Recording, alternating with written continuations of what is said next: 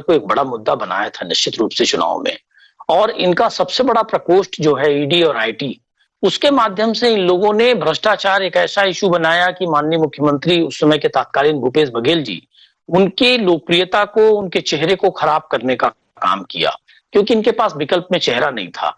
और ठीक रहा, जैसा भी ये वोटों का ध्रुवीकरण किया, जिस तरह भी आपने सरकार बनाई।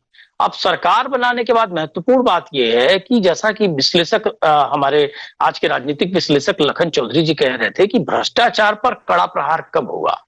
क्या जब मुख्यमंत्री रमन सिंह जी जो 2017 में कहते हैं कि चुनाव के लिए हमको 2-3 महीने कमीशनखोरी बंद रखनी पड़ेगी, तब जाके हम सरकार में 15 साल तक रह पाएंगे।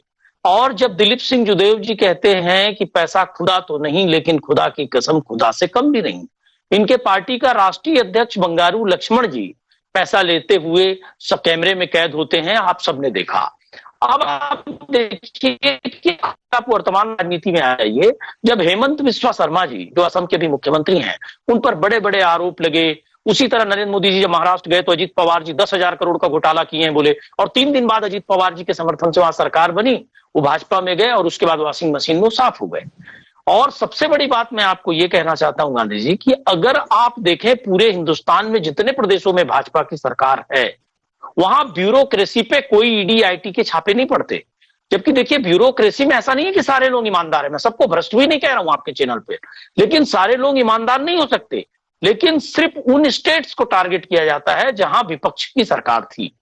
तो जिस तरह से केंद्र सरकार ने भ्रष्टाचार पर दोहरा मानदंड रख के कहना चाहिए प्रहार करने का काम किया, या कहना चाहिए कि एक न्याय संगत ढंग से कदम नहीं उठाए, मैं समझता हूं कि वो सबसे बड़ा भ्रष्टाचार को प्रश्रय देना है, और भ्रष्टाचार के कहना चाहिए कि एक टॉनिक देना है, या उसको एक तरह से जो हमारे लोग हैं वो भ्रष्ट हैं तो भी वो ईमानदार हैं ये सर्टिफिकेट देना है।